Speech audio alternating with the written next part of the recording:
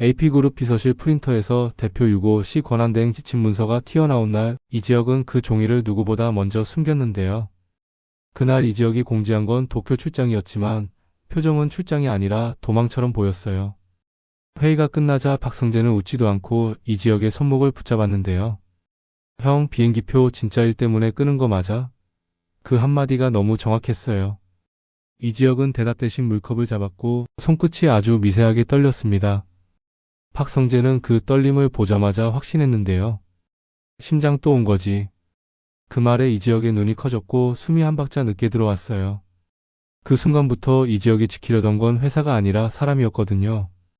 그리고 같은 시간 슈울츠 회장 박진석은 일부러 탁자 위에 한 서류를 펼쳐놨는데요.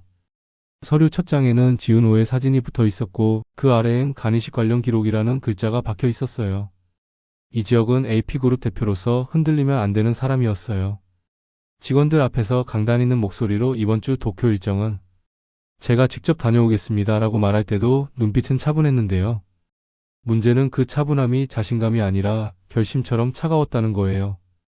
이지혁은 이미 전날 밤 응급실에서 심장 리듬이 무너지는 경험을 했었고 의사에게 단기간 정밀 검사가 필요하다는 말을 들었어요.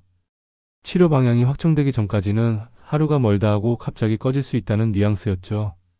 그런데 이지혁이 가장 먼저 떠올린 얼굴은 가족이 아니라 회사도 아니라 지은호였어요.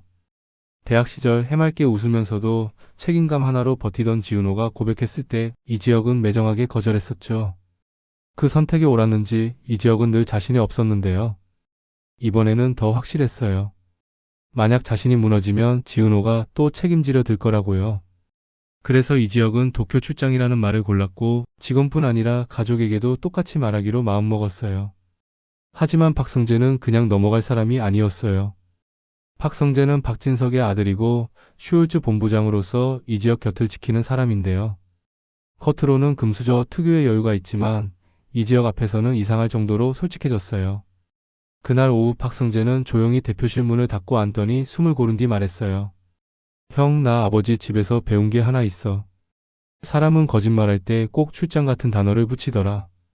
이지혁은 피식 웃으려 했지만 웃음이 나오지 않았고 대신 입술이 굳었어요. 박성재는 더 깊게 들어왔습니다. 형, 심장 예전부터 안 좋았잖아. 이번엔 뭐야? 검사야, 수술이야? 이지혁은 잠시 침묵했는데요. 그 침묵이 길어질수록 박성재의 얼굴이 더 굳어졌어요. 박성재는 이지혁을 걱정하는 동시에 자신도 모르게 두려워하고 있었거든요. 박성재는 최근 건강검진에서 묘한 소견을 들었고 확정이라는 말을 아직 피하고 있었어요. 그래서 이지혁의 침묵이 남 얘기가 아니었죠. 결국 이지혁이 낮게 말했어요. 사람들한테 말하지 마, 특히 우리 집에는. 박성재는 고개를 끄덕였지만 눈빛은 이미 결심한 사람 같았어요. 형, 나한테는 숨기지 마. 내가 형 옆에 있는 이유가 있잖아. 이지혁은 그 말이 고마우면서도 마음 한쪽이 서늘했어요. 누군가 곁에 남아주겠다는 말이 지금은 축복이 아니라 짐처럼 들렸거든요. 그날 밤 이상철의 집은 평소처럼 단정했어요. 정년 퇴직한 이상철은 원칙대로 신문을 펼쳤고 김다정은 조용히 밥상을 차렸습니다. 조옥래는 젊은 것들은 왜 그렇게 바쁘냐며 투덜거리면서도 손주들 얼굴을 후어보는 눈이 누구보다 정확했어요. 김장수는 말수가 적었지만 사람 표정을 놓치지 않는 타입이었고요. 이지혁은 식탁에 앉아 최대한 자연스럽게 말했어요. 이번 주 도쿄에 다녀올게요. 거래처 미팅이 있어요. 이지환은 습관처럼 형 몸은 괜찮아? 라고 물었는데요. 이지환은 체대 출신의 큰 체격을 가졌지만 최근엔 무기력함이 더 크게 보이는 사람이었죠. 박영라의 운전기사 겸 보디가드로 일하면서 마음을 붙잡고 있었는데 이제 그마저도 놓아야 한다는 결심을 하고 있었거든요. 이수빈은 밥을 먹다가도 휴대폰을 슬쩍 보며 말했어요. 도쿄면 사진 찍기 좋겠다. 오빠 선물 사와, 예쁜 거. 계산이 빠른 이수빈은 늘 이득을 떠올렸지만 이지혁 얼굴이 이상하게 창백하다는 건 느꼈어요. 다만 묻지 않았죠. 묻는 순간 책임이 생길까 봐요. 그 집에서 유일하게 바로 묻는 건 조옥래였는데요. 조옥래는 숟가락을 내려놓고 이지혁을 가만히 보더니 한마디 했어요. 너 눈밑이 왜 이렇게 꺼졌냐? 이지혁은 웃으면서 넘기려 했지만 김다정의 손이 잠깐 멈췄어요. 엄마는 엄마라서 거짓말이 아니라 두려움을 먼저 알아봤거든요. 다음날 AP그룹 로비에서 지은호가 이지혁을 마주쳤어요. 지은호는 카페 매니저로 일하면서 인테리어 외주도 병행하는 사람이라 AP그룹에 자주 드나들었는데요. 늘 밝고 해맑던 지은호가 그날은 목도리를 꼭 쥐고 있었어요. 예전에 비 오던 날 이 지역이 무심하게 걸쳐줬던 그 목도리였죠. 지은호는 조심스럽게 말했다가 이 지역의 표정을 보고 멈칫했어요. 대표님 이거 돌려드리려고요. 이 지역은 그 순간 가슴이 아픈데도 아픈 티를 낼 수 없어서 더 잔인해졌어요.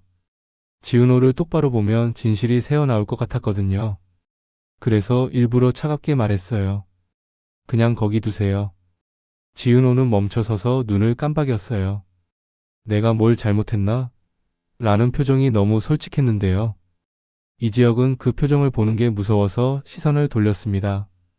사랑을 거절했던 과거보다 지금은 사랑을 다치게 하는 선택이 더 잔혹했어요. 이 지역은 속으로 자신을 설득했죠. 지금 밀어내야 나중에 덜 무너진다. 하지만 설득할수록 더 무너지는 건 본인이었어요. 같은 시각 슈홀즈 회장 박진석의 저택에서는 다른 종류의 숨막힘이 흐르고 있었어요. 박진석은 사업가답게 모든 걸 숫자와 증거로 정리하는데요. 그는 고성희가 숨긴 계좌 목록을 이미 손에 쥐고 있었고 더 무서운 건 간이식 관련 서류였습니다. 고성희는 박진석의 재혼 상대이자 야망이 강한 사람이고 딸 박영란을 지키려는 척하면서도 결국 권력을 지키려는 사람이었죠. 박진석은 일부러 욕실로 들어가 물소리를 내며 시간을 벌었고 고성희가 탁자 위 서류를 보게 만들었어요. 예상대로 고성희는 서류 첫 장에서 지은호의 사진을 보는 순간 얼굴이 하얘졌습니다. 지은호의 정보 옆에는 보호자 서명 정순이라는 흔적까지 남아 있었거든요. 정순이는 지은호와 지강호의 엄마로 작은 식당을 운영하는 사람인데요. 고성희가 왜 정순이 이름을 알고 왜 그 이름이 보호자로 찍혔는지 그 자체가 비밀이었어요. 욕실 문이 열리고 박진석이 나왔습니다. 젖은 머리카락을 정리하며 박진석은 아주 담담하게 물었어요. 뭘 봤어? 고성희는 떨리는 손으로 서류를 숨기려 했지만 박진석은 이미 다 알고 있는 표정이었어요. 고성희는 그 순간 깨달았죠. 박진석은 단순히 화내려는 게 아니라 끝낼 타이밍을 고르는 중이라는 걸요. 박진석은 고성희에게 다가와 낮게 말했어요. 영라 살리려고 한 선택 그 대가를 이제 계산하자. 고성희는 숨이 막혔어요.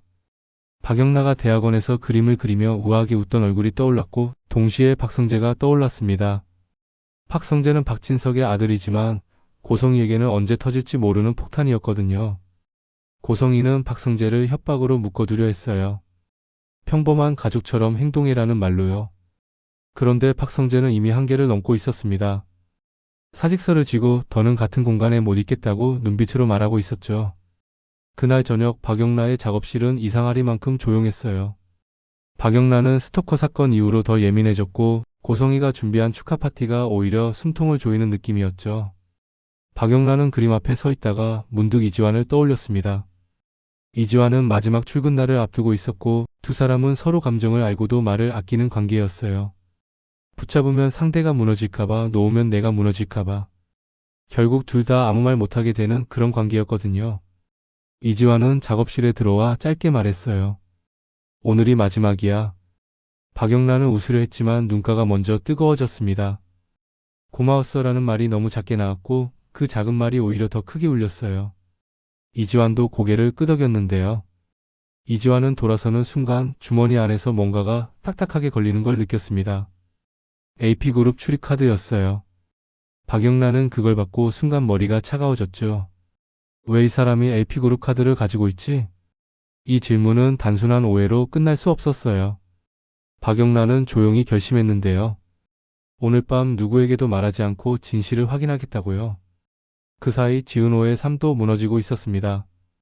지은호는 엄마 정순이의 식당을 도우면서도 지강호의 불만을 감당해야 했어요. 지강호는 늘 누나는 잘 나가고 나는 뭐냐는 표정이었고 그 불만이 가족을 갉아먹고 있었죠. 그런데 더 큰 문제가 터졌습니다. 지은호가 오래전부터 돌보던 사람 우진이 갑자기 쓰러졌다는 연락이 왔어요. 우진은 간이식 이후 꾸준히 관리해오던 인물인데 최근 수치가 나빠졌다는 얘기가 돌았거든요. 지은호는 전화를 받자마자 눈앞이 캄캄해졌습니다. 우진에게 무슨 일이 생기면 과거부터 얽혀있던 기증과 보호자 서명의 비밀이 한꺼번에 터질 수 있었어요. 지은호는 이지혁에게 전화하고 싶었어요. 하지만 바로 오늘 이지혁이 자신을 차갑게 밀어낸 얼굴이 떠올랐습니다. 지은호는 스스로에게 말했죠. 지금 전화하면 더 민폐일 거야. 그렇게 참는 순간에도 지은호는 속으로 무너졌어요. 참는 게 강한 게 아니라 혼자 버티는 습관일 뿐이었거든요. 그리고 마침내 도쿄로 간다는 날이 왔습니다. 이지혁은 공항으로 가지 않았어요. 비행기표는 실제로 끊었지만 출국은 하지 않을 생각이었죠. 국내에서 조용히 검사받고 결과를 숨기려 했는데요. 문제는 박성재가 이미 움직였다는 거예요. 박성재는 이지혁을 태운 차의 방향이 공항이 아니라 병원으로 향하는 걸 확인하자마자 한마디 했어요. 형, 혼자 들어가면 나 진짜 미쳐같이 들어가. 이지혁은 너까지 끌어들이기 싫다고 말하려다가 멈췄습니다. 박성재의 얼굴이 자신의 얼굴만큼이나 창백했거든요. 이지혁은 그제야 깨달았어요. 박성재도 무언가를 숨기고 있다는 걸요. 병원 로비에서 박성재는 첩수 창구를 바라보다가 낮게 말했어요. 형, 나도 검사 받아야 할 게 있어. 이지혁은 순간 심장이 내려앉는 느낌이었어요. 지키려던 사람이 하나가 아니라 이미 둘이었던 거죠. 이지혁은 말을 잃었고 박성재는 억지로 웃었는데요. 그 웃음이 너무 불안해서 이지혁은 결국 고개를 끄덕였습니다. 그래, 같이 하자. 그때 누군가 로비에 들어왔어요. 박영라였는데요. 박영라는 우아한 얼굴로 걸어오다가 이지혁과 박성재를 보는 순간 걸음을 멈췄습니다. 박영라는 잠깐 망설이다가 아주 낮게 말했어요. 대표님, 저 여기에 왜 계세요? 박영라는 AP그룹 출입카드 이유를 확인하러 왔는데 정작 더 큰 진실과 마주해버린 겁니다. 이지혁은 박영라를 보자마자 느꼈어요. 이 만남은 우연이 아니라고요. 누군가가 서로의 비밀을 한 곳에 모으고 있었어요. 그날 밤 슈올즈 저택에서 박진석은 고성희에게 최후 통첩을 던졌습니다. 기증자가 누구인지 말해. 고성희는 끝까지 우연이라고 우겼지만 박진석은 고성희의 거짓말을 끊어냈어요. 정순이 이름이 왜 거기 찍혀있냐? 그 이름이 찍히는 순간부터 우연은 끝이야. 고성희는 입술을 깨물었습니다. 말하면 끝이고 말하지 않으면 더 잔인한 방식으로 끝낼 거란 걸 알았죠. 그 순간 고성희가 떠올린 마지막 카드가 박성재였어요. 고성희는 박성재를 다시 묶어두려고 했는데요. 아이러니하게도 박성재는 지금 병원에서 자신의 검사표를 손에 쥐고 있었죠. 마지막으로 이지혁에게 검사 결과 중간 소견이 전달됐습니다. 의사는 조심스럽게 말했어요. 시간을 길게 끌면 위험합니다. 결정이 필요합니다. 그 말은 관리가 아니라 선택을 요구하는 문장이었는데요. 이지혁은 종이를 내려다보다가 문득 지은호의 얼굴이 떠올랐어요. 그리고 이지혁은 자기 자신에게 물었습니다. 내가 지금 지은호를 밀어낸 게 정말 배려였나? 아니면 겁이었나? 바로 그때 이지혁의 휴대폰이 울렸어요. 화면에는 정순이라는 이름이 떠 있었습니다. 정순이가 이지혁에게 전화할 이유는 없어야 했는데요. 이지혁은 손이 굳었습니다. 전화를 받으면 연결되는 건 목소리가 아니라 비밀일 것 같았거든요. 이지혁이 통화 버튼을 누르는 순간 박영란은 뒤에서 조용히 말했어요. 대표님, 저희 엄마 왜 정순이 아줌마 이름을 훔쳐 쓴 거예요? 오늘 이야기는 여기까지입니다.